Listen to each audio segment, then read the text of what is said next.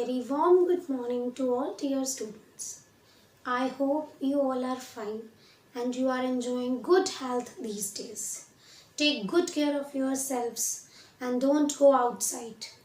In this pandemic, it's very important to take care of yourselves, hydrate your body and take lots of vitamin C.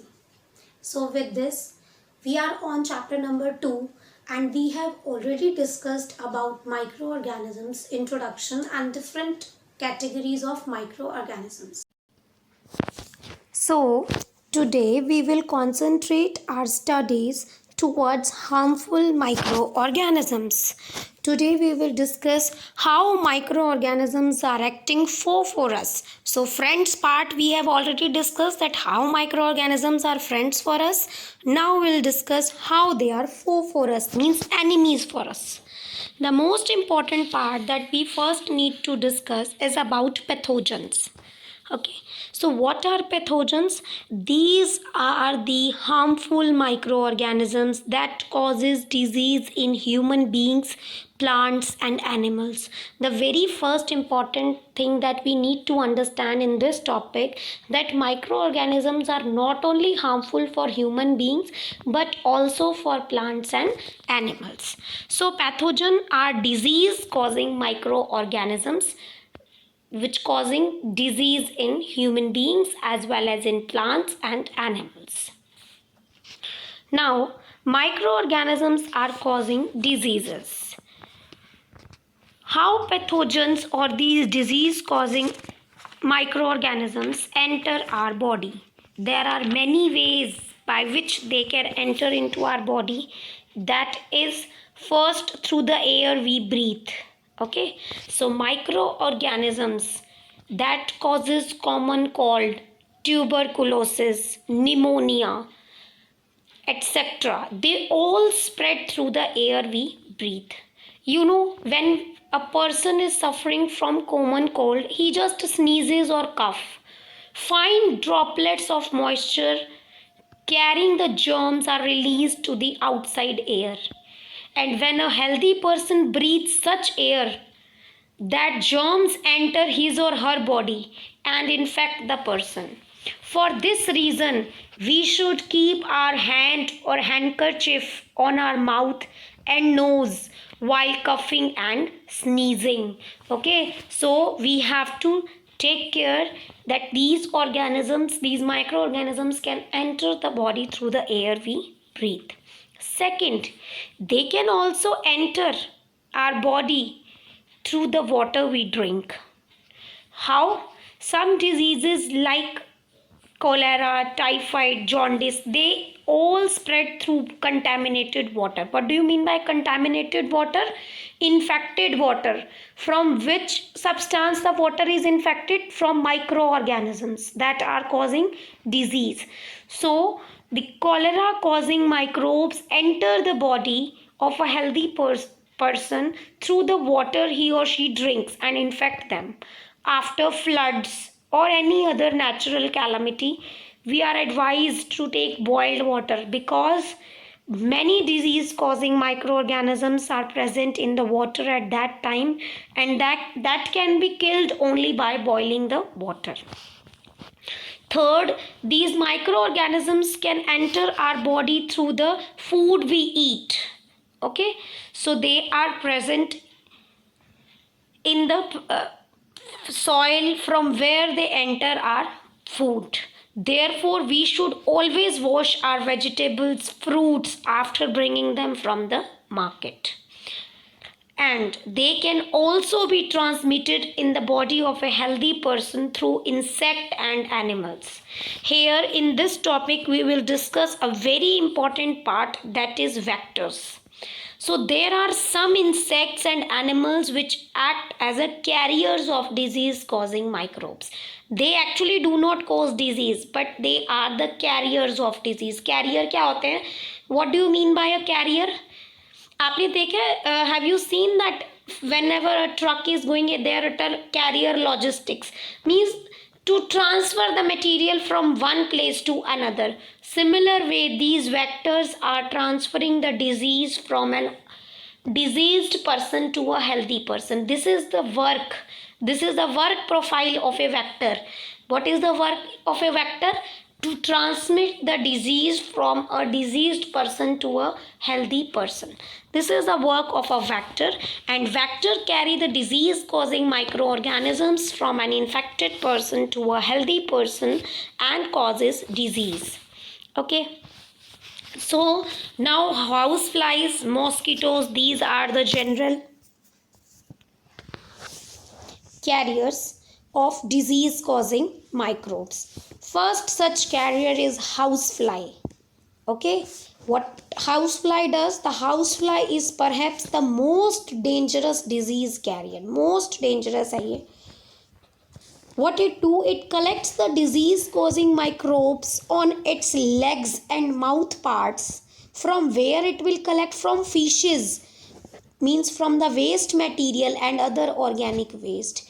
And the same housefly, when sits on our food items, leaves the disease causing microbe on the food, and when we consume this food, we eat this contaminated food, we can have various diseases like cholera, typhoid, dysentery, tuberculosis, etc. So we have to be very careful, and we should never take uncovered food items. Another carrier is mosquitoes. The best example is Anopheles mosquito. Okay, this is a carrier. What the function it performs to transmit a disease? What does this mosquito do? The female Anopheles mosquito sucks the blood of human beings. A human being का blood suck करती है. While doing so, it also transmits plasmodium into the human blood. ये plasmodium transmit करेगी human body के अंदर, and it causes malaria. And similarly, another mosquito, Aedes, it also acts as a carrier of dengue virus, which is responsible for causing a disease. So all the mosquitoes, they are breeding in water. Hence, we should not allow the water to collect in our flower pots, in our cooler, in our tires, etc. And by keeping the surrounding clean and dry, we can prevent the mosquitoes from breeding. Now we are having certain common disease which is caused by microorganisms. These are human diseases. Okay. So we have viral diseases first. These are the certain diseases. So microbial disease that can spread from an infected person to another person through air, water, food, or physical contact, or by animals, are called communicable. Communicable means that can be transferred from a diseased person to a healthy person. So we have certain examples, like if I'm talking about viral disease, that I can have common cold, influenza, dengue fever, poliomyelitis, hepatitis B, chicken pox, measles, mumps, smallpox, rabies, AIDS. These all are viral disease. And if I'm talking about bacterial disease, then it is typhoid, cholera, tuberculosis, anthrax, tetanus, food poisoning, diphtheria, and plague.